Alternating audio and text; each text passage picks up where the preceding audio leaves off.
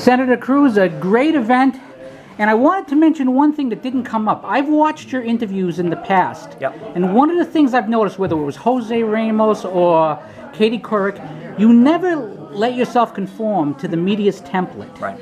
And how important is that in order to advance the conservative message? And why don't other conservatives see this? It's critically important. The media are not our friends. They are partisan players.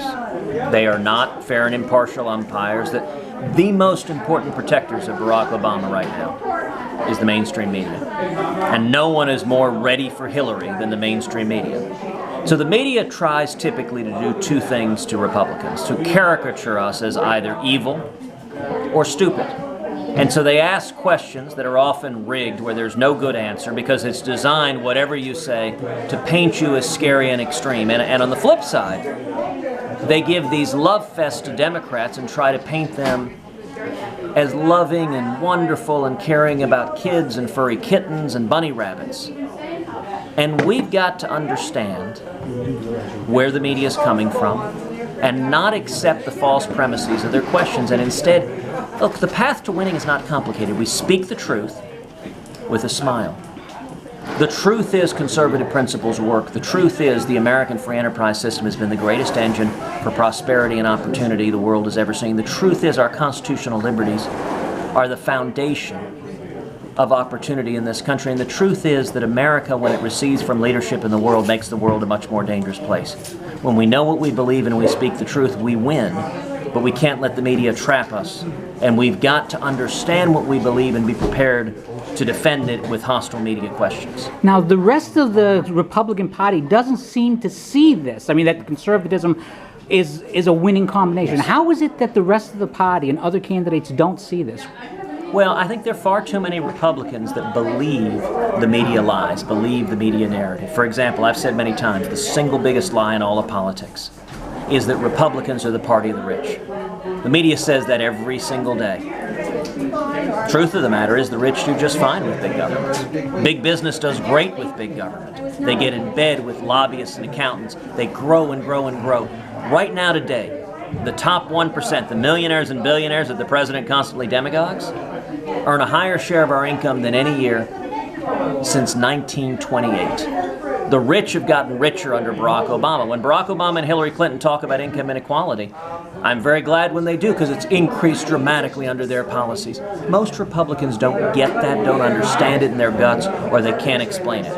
I'll give you another example. Just yesterday I did a media interview and had a reporter say, what are you going to do about the fact that Republicans are a bunch of old white guys and that you don't have minorities? And I have to admit, I laughed out loud. I said, you know, excuse me, I said, number one, are you calling me, the son of a Cuban immigrant, an old white guy? I find that a rather amusing characterization of it. But number two, let's look at the Democratic Party right now. You've got Hillary Clinton, you've got Bernie Sanders, you've got Martin O'Malley, you may have Joe Biden. You want to talk about it, a bunch of old white guys. That is the Democratic Party. It's that 70s show. And compare it to the Republican field.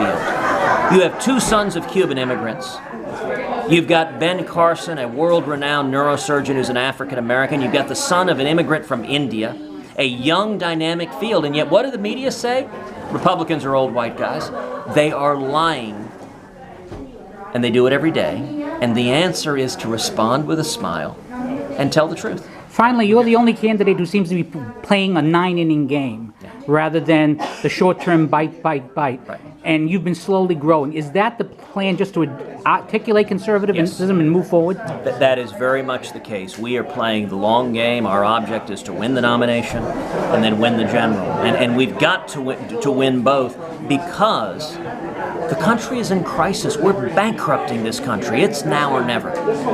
So what we're working on right now is, number one, building our grassroots team. We've got an incredible grassroots team here on the ground in New Hampshire. Our leadership team is stronger than the leadership team of any candidate in this field here in New Hampshire. We've got an incredible leadership team in Iowa, in South Carolina.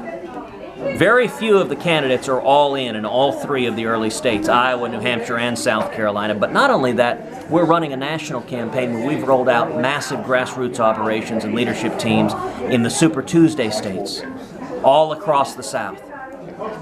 Our focus right now is threefold. Number one, on the grassroots. Number two, on raising money, and we have shattered records raising money. Our campaign's raised more hard money than any Republican candidate in the field, over $14 million from over 175,000 contributions at tedcruz.org. And number three, spreading our positive message, a positive, hopeful, optimistic, conservative message that we can turn this country around. We can reignite the promise of America. And what I would encourage your listeners to do is, if you're ready to reject the bipartisan corruption of Washington, if you're ready to get back to the free market principles and constitutional liberties that built America, I would ask you, go to tedcruz.org, sign up, volunteer, join us, contribute online, be part of our grassroots army on the ground. If it comes from we the people, that's the only force strong enough to break the Washington cartel. And one final observation. I am convinced 2016 is going to be an election very much like 1980. And we're going to win, as Reagan said, by painting not in pale pastels but bold colors. Join us at tedcruz.org, and we'll do it together. Thank you, Senator.